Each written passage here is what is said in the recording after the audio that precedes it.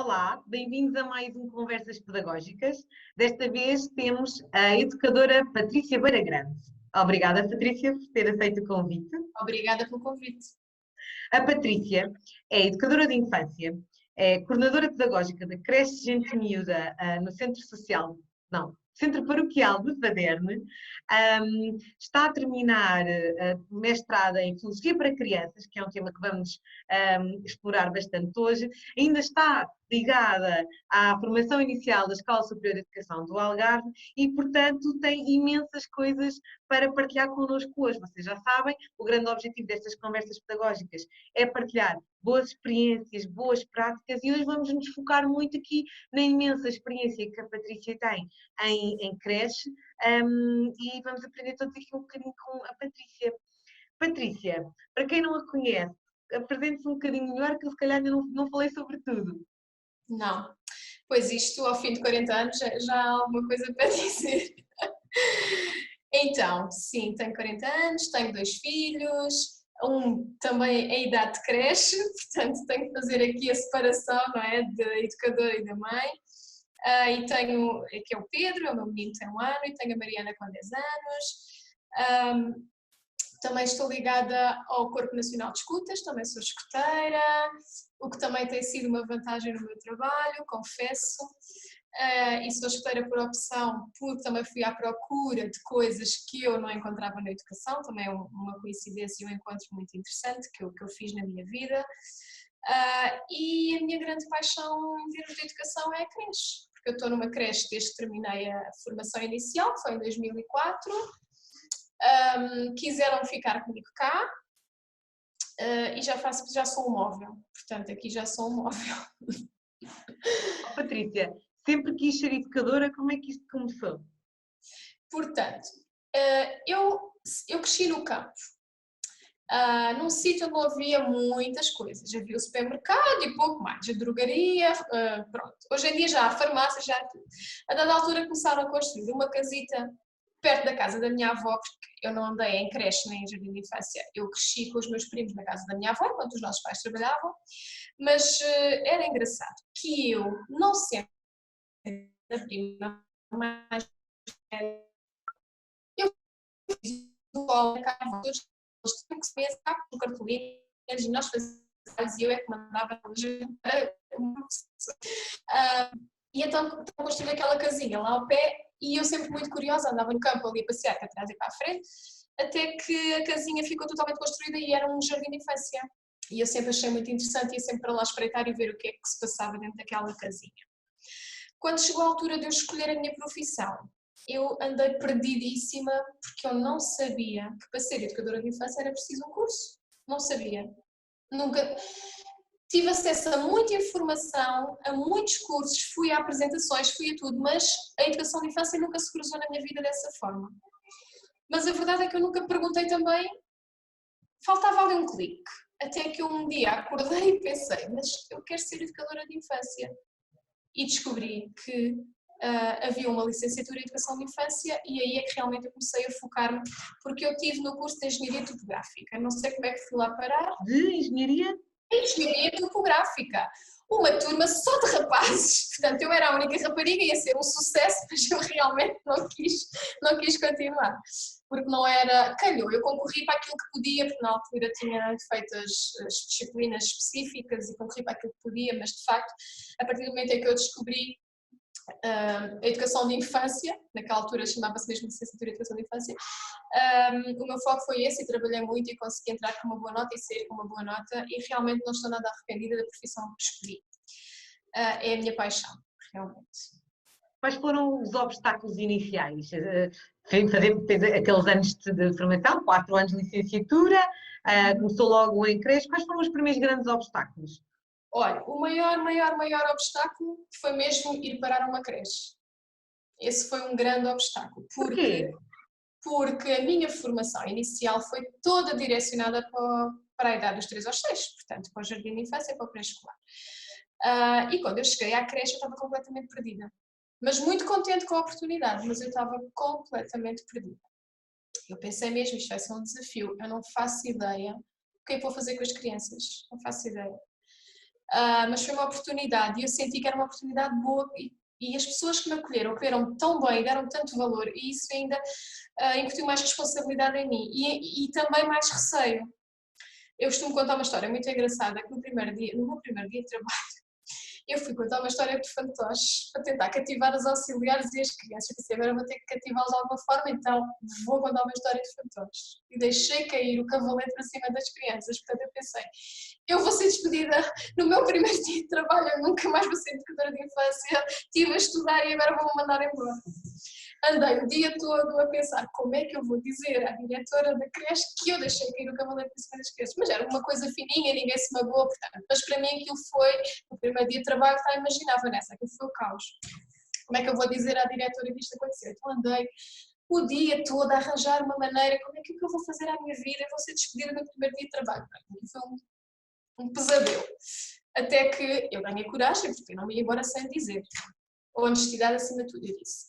Ela também se chamava Patrícia, disse, eu disse, Patrícia, só queria partilhar aqui uma coisa, é que eu deixei aqui o cavalete para cima das crianças quando estava a contar a história e ela, oh rapariga, tu isso faz algum mal? E eu, assim, eu andei todo preocupado. Alguém se magoou? Eu, não, está tudo bem. Pronto, então foi assim logo para começar bem. Mas de facto esse foi o maior obstáculo, eu não tinha percepção das rotinas da creche, da idade mínima de entrar na creche, não tinha. E agora que está ligado à formação inicial, acha que isso ainda é um obstáculo para quem sai agora da universidade? Ainda há uma lacuna em termos de formação para a creche? Não, eu penso nesse aspecto as coisas evoluíram muito. Temos muito mais informação também, em termos de bibliografia, as diretoras dos cursos de educação básica e dos mestrados têm tido esse cuidado e tem sido uma mais-valia. Eu acho que as nossas execs, neste caso, estão entregues a profissionais fantásticos que têm tido esse cuidado. E pronto, é realmente uma necessidade, porque as educadoras hoje em dia que terminam os seus cursos, a maioria vai mesmo trabalhar para as creches, não é? A maior oferta hoje em dia nas creches. É um dia a mais, é. E também já há estágios muito mais focados em creche do que se calhar havia na sua altura. Nunca fez um estágio em creche, saiu logo para uma sala de creche e daí nunca mais saiu. Porquê, Patrícia? Porquê esse fascínio com a creche? Eu costumo dizer que a creche é a minha grande paixão. E eu tenho uma vantagem que pode ser encarada como uma desvantagem, mas na instituição onde eu trabalho nós só temos creche. Uhum. Portanto, não há um foco, porque normalmente quando há pré-escolar, nós pensamos, olha, vamos fazer os nossos projetos e fazer o nosso trabalho, mas a nossa intencionalidade educativa está sempre com foco na passagem para a jardim de infância. Aqui não há. Então, é creche e o foco é creche. Não é? E até que ajuda a que sejam mais concentradas realmente no trabalho que se faz com estas idades. Porque eles depois, quando saem daqui, vai cada um para o seu sítio, portanto, não vão para a jardim de infância da rede pública, não necessariamente todos para o mesmo sítio, não é? Porque nós não temos essa continuidade. Mas, de facto, é desvantajoso em termos de anos de serviço, pronto, aquelas questões burocráticas que nós já sabemos, mas em termos de intencionalidade educativa é fantástico, porque nós conseguimos estar em sala com outra postura.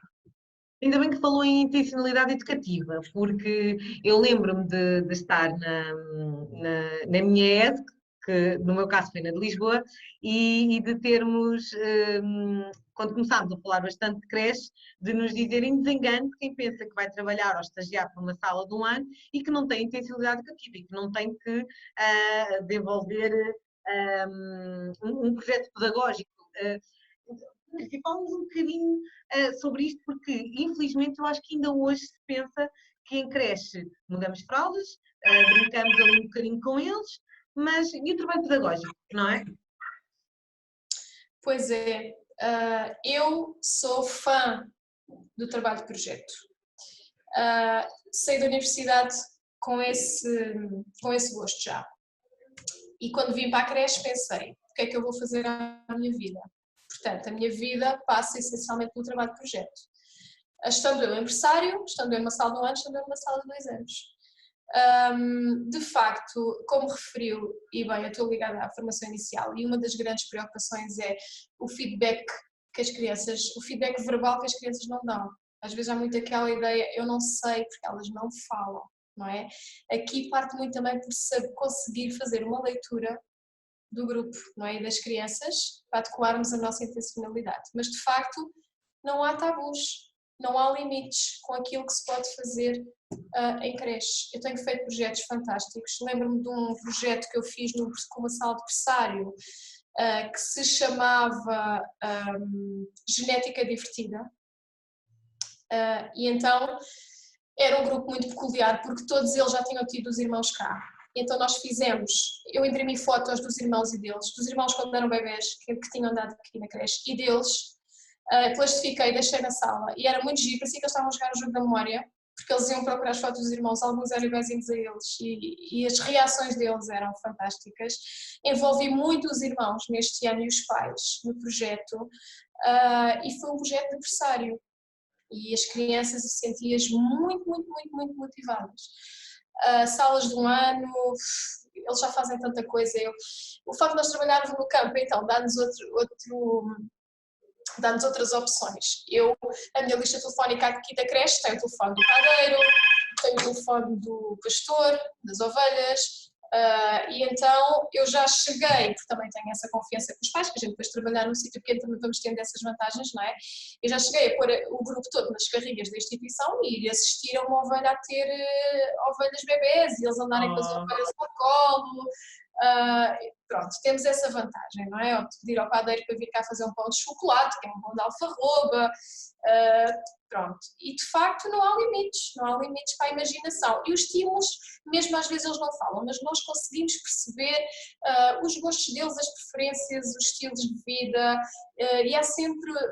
O meu problema é querer fazer muita coisa ao mesmo tempo e querer aproveitar tanta coisa que eles nos dão. Não é não saber o que é que eles me estão a dar, é querer aproveitar tudo, porque é muita coisa. Ou seja, Patrícia, do ponto de vista prático, a Patrícia não precisa de perder muito tempo a procurar o que fazer com os seus meninos, porque Não. olha para eles, observa o seu grupo e daí tira o que é preciso para desenvolver uma intensidade de trabalho, é isso? São a minha inspiração, completamente. Eles, as famílias, porque às vezes os estímulos também não vêm só deles, não é? Pode ser alguma coisa que eles façam em casa, que a família também nos transmita, não é? Que a gente sabe que é deles, mas que foi a família que nos trouxe. Mas de facto, eles são tão diferentes, há tanta diversidade numa sala, que o difícil é nós focarmos naquilo que realmente é necessário naquele momento.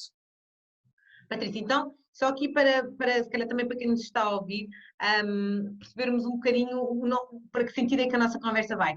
Em creche há intencionalidade pedagógica e essa intencionalidade pedagógica, na perspectiva da Patrícia, é centrada na criança. É possível uma educação centrada na criança desde o berçário? É possível e era assim que deveria ser todo o tipo de intervenção, não é? Da parte dos profissionais. Portanto, a educação centrada na criança. Não faz sentido para mim, não faz sentido ser de outra maneira. Aliás, a filosofia para crianças vai-me dar aqui um bocadinho também uma ajuda nesse sentido. Eu costumo dizer que a filosofia para crianças para mim foi a cereja do topo do bolo.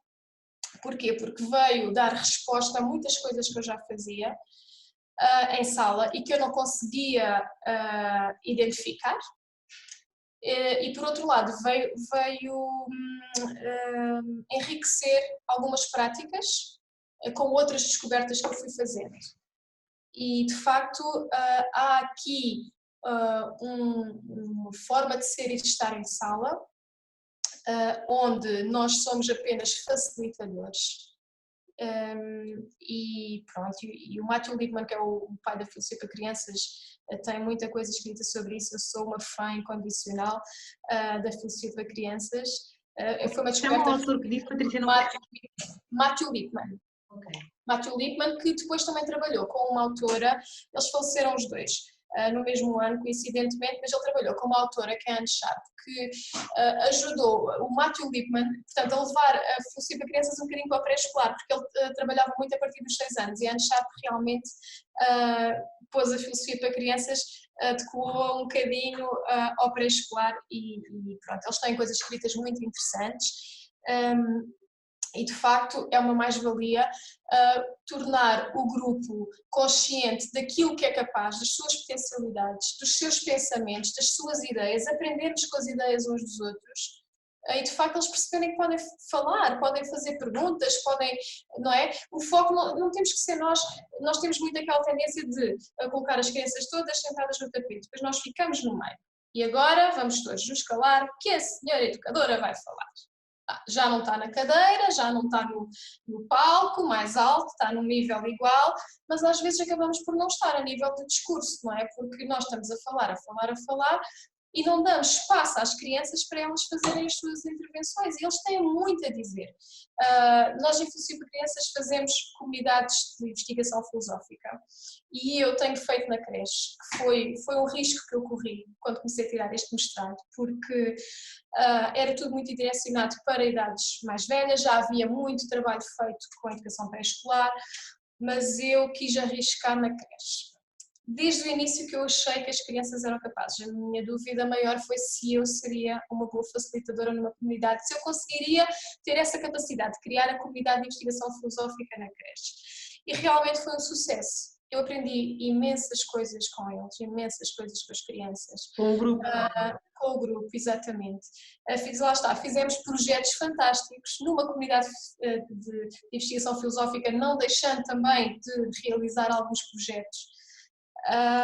E de facto o que nós temos que estar é mostrar às crianças que estamos disponíveis para eles, mas que eles também têm vontade própria, pensamentos próprios e que não só eles estão a aprender connosco, nós aprendemos muito mais com eles. E realmente isso é muito importante, as crianças crescerem com essa mentalidade. Porquê? Nós temos muito hábito hoje em dia de achar que as crianças vivem num mundo só delas, não é? O mundo das crianças, como alguns autores até intitulam. Que também é daquelas coisas que a mim fazem mortificar, como eu costumo dizer. Portanto, as crianças, não é à toa que eles não querem os brinquedos que lhes oferecem, aqueles giros que têm sons de animais e que vão à procura dos comandos de televisão e dos tupperwares e dos carregadores, não é? Porque nós temos a tendência de colocá-los num mundo à parte e eles querem fazer parte do nosso mundo, porque a infância é uma experiência, como Matilde Lippmann diz e bem, é uma fase de experiência humana, é só uma fase da experiência humana, não é um mundo à parte.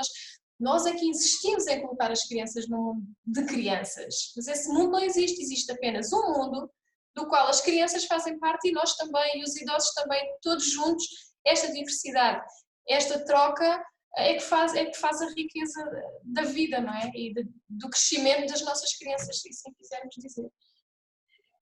Do ponto de vista, então este mestrado trouxe-lhe grandes inputs de como alterar a sua prática com bebés. Quais foram os principais, ou quais é que têm sido as principais aprendizagens do ponto de vista da filosofia para bebés, não é? Para creche? De facto, eu sempre tive uma grande preocupação em mostrar à criança que ela era respeitada. E eu costumo falar muito desta prática porque a criança sente que nós estamos disponíveis, sente-se respeitada, coisas muito simples, podes fazer isto se faz favor, ou dizer obrigada, mas muitas vezes o que é que acontecia? Eu fazia as perguntas e eu pensava por elas, porque eu sabia que elas eram capazes, mas lá está, aquela tendência, como elas não verbalizam ainda muito, então eu achava que pensava por elas. Aqui eu consegui descobrir uma forma de pô-las a pensar e fazer perguntas de uma forma muito mais individual, não é? Conseguir com que elas fizessem isso. É difícil pôr crianças a fazer perguntas, eu não tinha essa percepção, é difícil, porque eles estão habituados a ter respostas, constantemente, não é? E essa foi a descoberta mais maravilhosa que eu fiz na filosofia para crianças. E depois, às vezes nós caímos assim no erro de, lá está, nós estamos é quase inconsciente, mas nós valorizamos muito as crianças, porque eles são crianças. Eu às vezes costumo brincar aqui com a minha equipa, elas já conhecem muito bem a minha forma de trabalhar e de estar em sala, às vezes costumo brincar com elas, porque nós dizemos para a sala, para a casa de banho, portanto isto não é uma frase. Nós só estamos a usar este palavreado porque estamos a falar com as crianças. Se fosse com um pai ou se fosse com uma colega, não dizia isto. Pronto, e é este esforço que eu tenho feito na minha prática. E o que eu sinto é que as crianças sentem-se bem ao pé de mim, porque sentem-se respeitadas. Não querem fugir, não querem, veem a porta aberta, não querem ir embora, não querem... Um membro de uma comunidade Completamente, completamente. A professora, acho que é a professora Dina Mendonça que diz que, acho que é ela que refere o laboratório de ideias, que a sala passa a funcionar como uma espécie de laboratório de ideias. Eu, por acaso, gosto muito dessa expressão. É uma espécie de laboratório, estamos todos a fazer alguma coisa, mas estamos todos, não é? Todos juntos, lá está, o conceito de comunidade muito importante. E o que é que acontece? A criança, dentro da sua individualidade, sente-se parte dessa comunidade, mas sente que a sua maneira de ser é importante para essa comunidade, não é? Não é o outro que fala mais, que é aquele que se evidencia, não é aquele que faz sempre as perguntas, eu agora não vou dizer porque já sei que é um amiguinho que faz, não, todos são importantes, porque também nas comunidades nós temos essa preocupação. Toda a gente é importante, toda a gente é chamada à conversa, todas as ideias são importantes, todas as ideias são tidas em conta e aprendemos sempre com todos. Patrícia, mas eu acho que eu acho que é um bocadinho transversal, eu quero acreditar. Nós todos, enquanto educadores, acreditamos e sabemos que a educação tem que ser centrada na criança. Temos que escutar a criança. Mas aquilo que depois se vê em muitas práticas é uma grande dificuldade, ou ainda há se calhar alguma grande confusão entre escutarmos as crianças e depois realmente pormos em prática as suas ideias. Não é? E desligarmos de nós próprios enquanto adultos que querem fazer determinada coisa, não é? Lá está, a pessoa que sabe, que tem a resposta e que, independentemente da criança se calhar ter dado uma ideia completamente diferente, eu vou à mesma fazer a festa de Natal como tinha planeado. Patrícia, qual é aqui então o papel do educador e que dicas se calhar é que dá a colegas que nos estejam a ouvir para, de facto, escutar a criança e pôr em prática aquilo que a criança diz e sermos realmente facilitadores e não o centro das atenções, entre aspas. Nós somos educadores, nós somos criativos, nós conseguimos sempre arranjar uma forma de conciliar a vontade da criança e a nossa, lá está, nós também fazemos parte da comunidade, nós também fazemos parte do grupo, portanto as nossas vontades também têm que ser feitas em algum momento, não é? Mas nós somos, lá está, malabaristas, muitas vezes, e nós conseguimos dar muito bem a volta a essas situações, facilmente. Nós conseguimos muito bem conciliar a ideia da criança, por exemplo, há uma festa de Natal, e as crianças estão motivadas com, não sei, estou a pensar num tal projeto das ovelhinhas que eu falei há pouco, e agora andamos todos envolvidos, fizemos um estábulo na sala. Ok, então querem mostrar aos pais como é que fazem as ovelhas quando estão no campo, aquelas que nós fomos ver. Até se nós organizarmos uma surpresa para os pais, assim em forma de festa, acham que eles vão querer vir, quem é que quer fazer o quê, querem ajudar, portanto, eu não descurei aquilo que estamos a viver na sala, nem os interesses, porque realmente importa haver uma linha de coerência entre o pensamento e a ação da criança, não é? Ele tem que saber o que é que está a fazer. Eu não posso chegar lá um dia e estamos todos envolvidos com as ovelhas e no outro dia, porque é festa de Natal, eu tenho que pintar uma estrela para eles levarem para casa, agarro na mão deles e comer. Eu não faço isso. Eu recuso-me a fazer isso completamente. Porquê? Qual é a sua razão para se recusar a fazer isso, Patrícia? Porque eu acho que a criança, ao fazer isso, não está a experienciar nada e não está a usufruir daquele mundo. E não é para isso que nós estamos cá. Eu não estou a facilitar a aprendizagem nenhuma, estou a obrigá-la a fazer uma coisa que eu nem sequer sei se ela quer. Nem me pergunto às vezes se ela quer, não é? Às vezes até é da cor que o educador escolhe, nem pergunta à criança qual é a cor. Eu queres pintar de que cor? Queres pintar a tua mão, mas queres pintar de que cor? Não é? E eu tenho muito esse hábito na sala, perguntar quem quer fazer, como é que... Agora, por exemplo, antes de vir aqui falar com a Vanessa, eu estive a pintar, estou com uma sala de um ano e estive a pintar um mapa de presenças. Muito simples, uma tabela dupla entrada com 2 quadrados, quem vem à creche hoje e depois os que vieram e os que não vieram. Eles estiveram todos a pintar. Eu levei uma caixa cheia de lápis para eles pintarem o mapa. Um mapa grande, em tamanho A0, que eu sou muito fã destas fotocópias de grande formato, que eu acho que na creche faz muito sentido, para eles terem espaço para não se atropelarem também, que é para aquele momento ser o mais prazeroso possível. Põe uma caixa com lápis, cera, lápis de cor, grossos, finos, compridos, curtos, pronto, cada um pintava como ficou fantástico. E eu cometi um erro, e eles mostraram-me imediatamente que eu tinha cometido esse erro e que aquela não era a minha forma de trabalhar. Portanto, a minha auxiliar foi uma querida, plastificou-me o mapa, porque ela também já sabe como é que eu faço aqueles mapas, e então plastificou-me o mapa, e eu, enquanto eles estavam a lanchar, eu coloquei o mapa na parede, porque tive receio de não ter tempo, etc. Bem, o que é que aconteceu? Eles saíram das cadeiras, foram ver o que é que estava lá por trás, como é que eu tinha colado.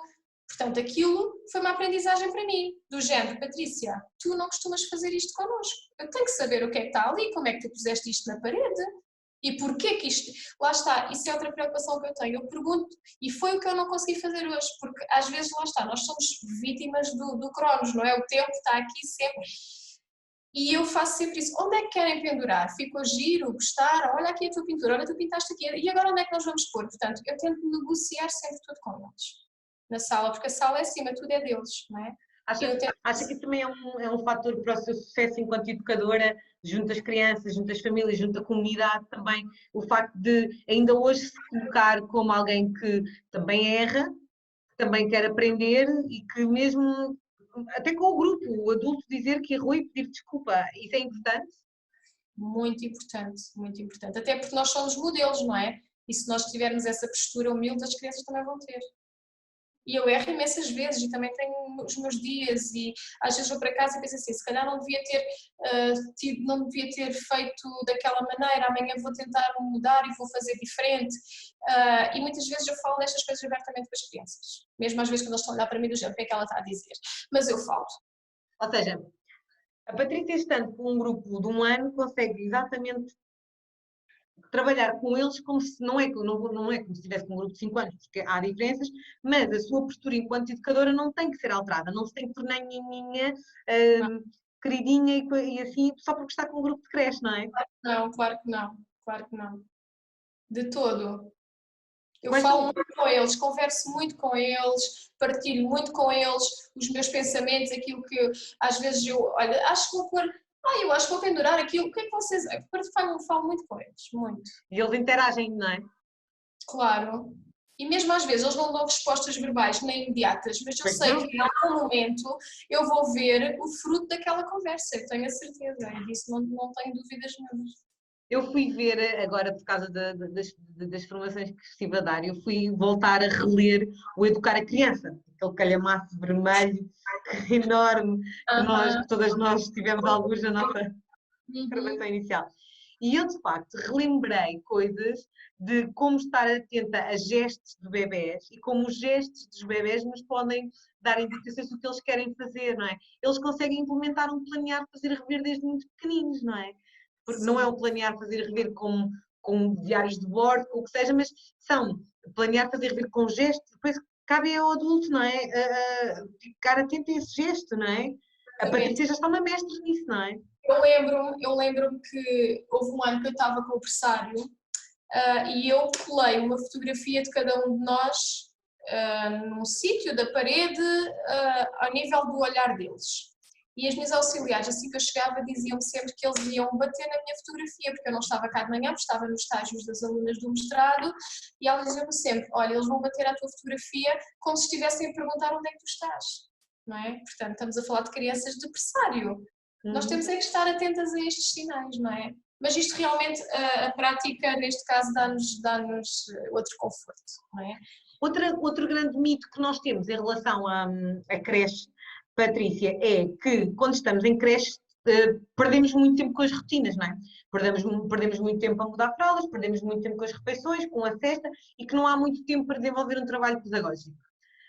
Eu já sei qual é a posição da Patrícia sobre isso, eu já tive o prazer de ouvir a Patrícia com o filho ao colo numa apresentação este ano no Algarve, em que falou e muito bem sobre isto, e portanto gostava que a Patrícia partilhasse aqui um bocadinho a sua posição em relação às rotinas.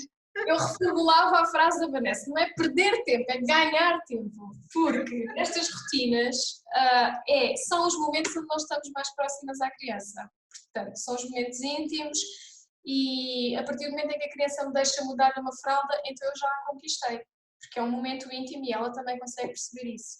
E as rotinas são fantásticas, porque são momentos onde eu estou sozinha com a criança, não é?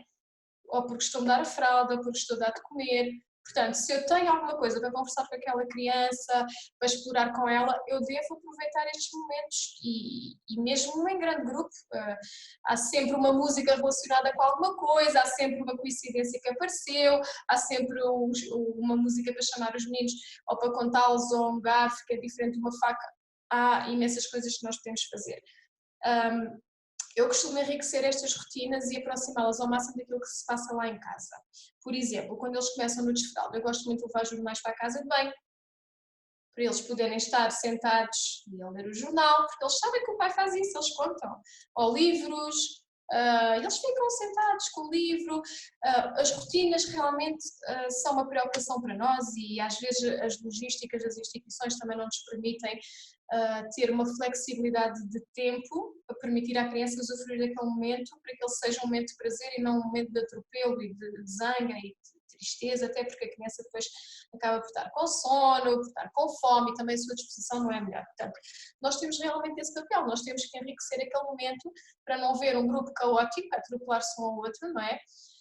Se há dias em que é cansativo, porque nós temos que cantar, fazer o pino, às vezes digo aos pais, olha, eu hoje para ela comer, eu fiz o pino, dei 3 saltos mortais, mas mesmo assim não funcionou, porque realmente às vezes é o que nós fazemos, não é? Eu costumo dizer que em sala nós estamos, é como se nós estivéssemos constantemente a dar um espetáculo no palco, não é? Às vezes nós sentimos assim, mas as rotinas são momentos fantásticos. São oportunidades de aprendizagem, não são, Patrícia? Muitas oportunidades que nós temos aí para desenvolver coisas riquíssimas, desenvolver competências riquíssimas com as nossas crianças. Patrícia, estamos quase aqui a terminar. Eu vou olhar aqui para a minha cábula das minhas perguntas, a ver se me faltou alguma pergunta do nosso guião.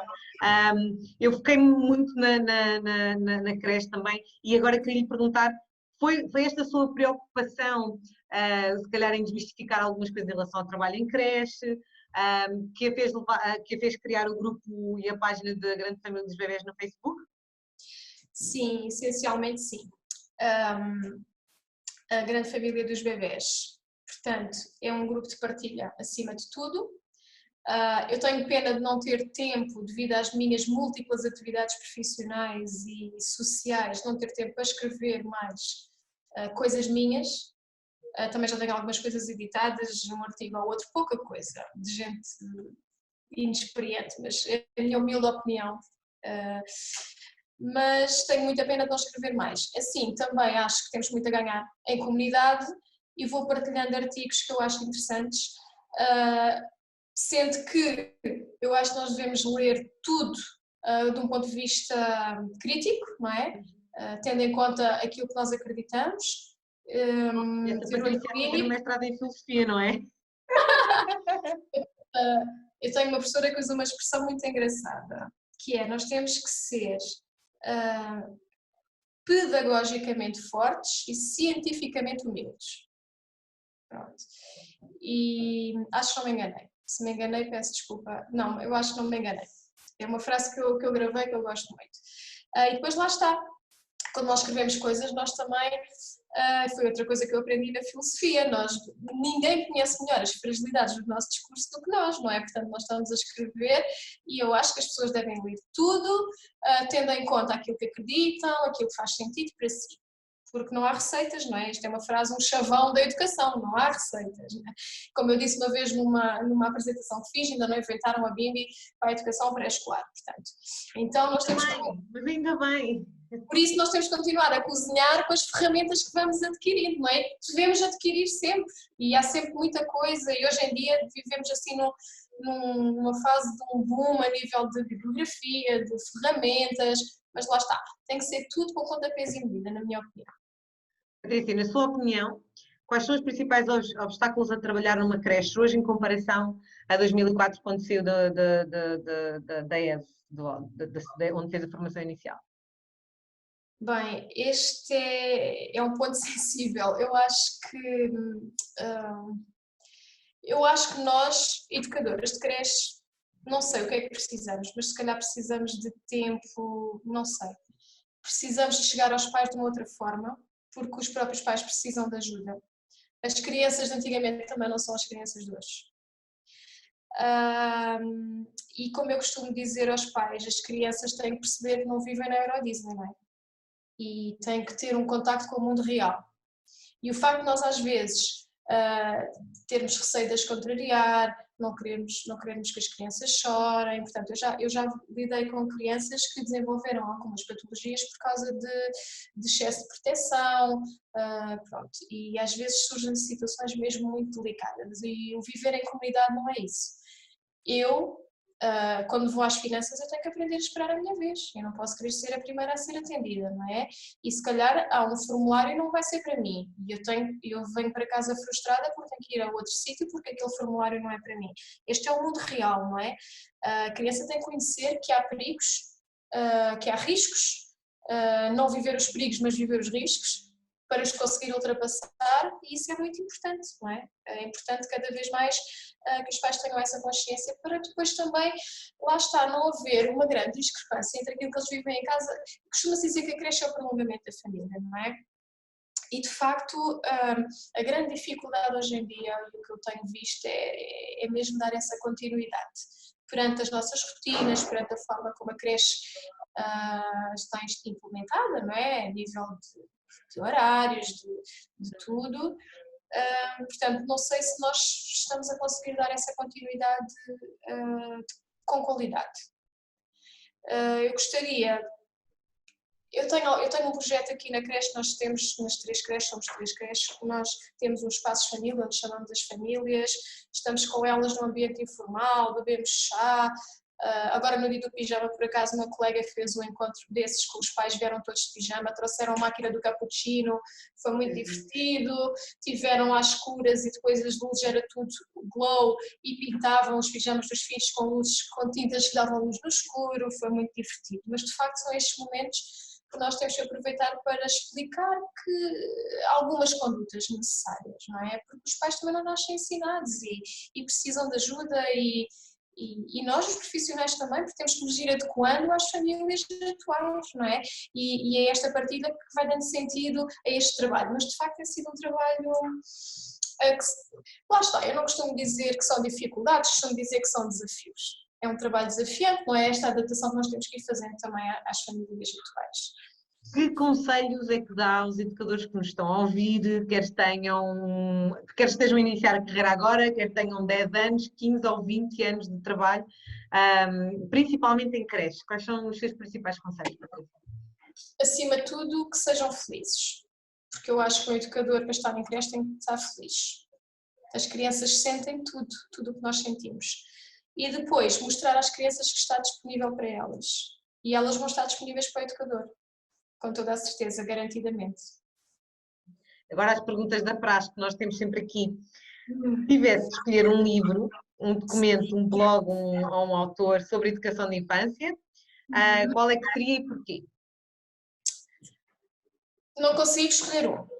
Vários, podem ser vários. Mas posso dizer que um dos livros que marcou muito a minha formação inicial como educadora foi As 100 Linguagens da Criança, sem dúvida, do Loris Malaguzzi, não é? Que nos fala do Reggio Emilia. Esse livro marcou-me imenso porque ajudou-me a descobrir imensas coisas sobre a educação de infância. Mais recentemente, agora no mestrado, também descobri um livro de uma autora que é Alison Gopnik, que é O Bebé Filósofo, que fala, também um livro assim bastante grosso, mas vale muito a pena, porque esta autora fez imensas experiências com bebés e mostra-nos, acima de tudo, a grande capacidade que os bebés têm de aprendizagem. É muito interessante, este livro é fantástico, tal como alguns livros das neurociências, que nos têm dado assim umas luzes fantásticas sobre o desenvolvimento humano, não é? Pronto, um pouco mais por aí. Pronto. Depois tem os outros pessoais que eu gosto, aqueles livros de cabeceira, não é? Que às vezes nós lavamos a louça à pressa ou pomos a louça na máquina à pressa só para eu ler aquele capítulo para saber o que é que vai acontecer, também tenho esses livros.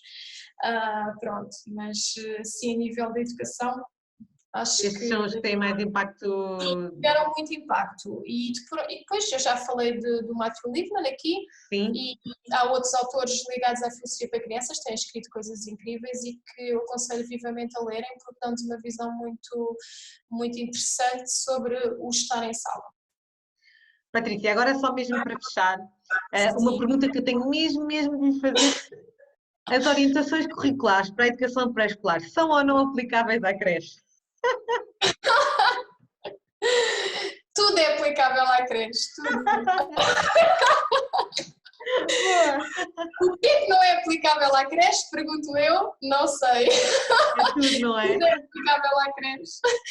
Inclusive a ZOCEP, porque é assim, se eu não tiver a ZOCEP,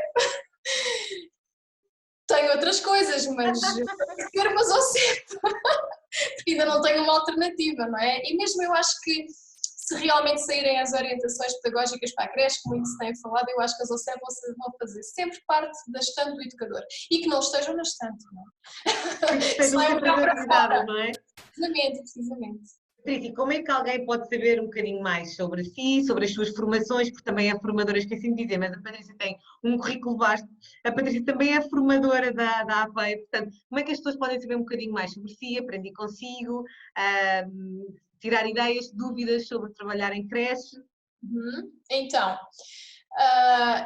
como a Vanessa já referiu, eu tenho um grupo do Facebook, A Grande Família dos Bebés. Também tenho uma página, Educadora Patrícia Beira Grande. Também me podem contactar por e-mail, patriciabiga@hotmail.com. E eu sou daquelas pessoas que adoro partilhar a minha experiência, gosto de aprender com a experiência dos outros. Há uns dias tive um telefonema de uma senhora educadora de Santarém, que ligou para cá a pedir informações por causa de uma amiga que tinha um bebê e nós acabámos as duas a partilhar. Ela já tem mais de 30 anos de experiência, mas nós acabámos as duas ao telefone deliciadas, com a experiência uma da outra, a falar sobre N coisas e às tantas eu não sei se, já não me lembro se ela chegou a levar as informações que pretendia para a amiga por causa da inscrição, não me lembro, porque pronto, é assim que nós aprendemos. Por isso eu gosto muito de partilhar, considero-me uma pessoa comunicativa, gosto de falar. Estou 100% disponível. Acho que é fácil encontrar-me por aí. Boa. Obrigada, Patrícia. Obrigada, Foi um gosto. Vanessa. Nós tínhamos aqui tema para continuar a falar aqui. Tínhamos muita coisa. Muita coisa. Cresceu o mundo, não é? Creche é um mundo e há tanta coisa para falar, há tanta coisa para dizer. É preciso gritar ao mundo que a creche não é o mal menor, que a creche é maravilhosa para o desenvolvimento de qualquer criança. Conseguimos trabalhar com as famílias, quer dizer, a Patrícia trouxe aqui mesmo uma luz ao fundo do túnel para todos aqueles que estão na dúvida se metem o filho na creche ou não, por exemplo, eu espero que sim. A todos os colegas também que trabalham em creche ou que estão em pré-escolar já estão a preparar, oh meu Deus, para onde vou para a creche, o que é que eu vou fazer? A Patrícia dita é maravilhoso e tudo é possível e tudo é possível na creche. Portanto, agradeço mesmo muito o seu testemunho, Patrícia, foi mesmo Agradeço. muito bom. Partilhem com quem ouvir este podcast, partilhem com colegas educadores. Vamos levar a mensagem de que a creche é uma fase da educação e de experiência humana, como a Patrícia disse, muito positiva e muito boa, tanto para crianças como para nós profissionais. Portanto, não tem que ser encarada como aquela fase, lá vou eu outra vez para um grupo de creche, pode ser maravilhoso mesmo. Agradeço mesmo à Patrícia por isso.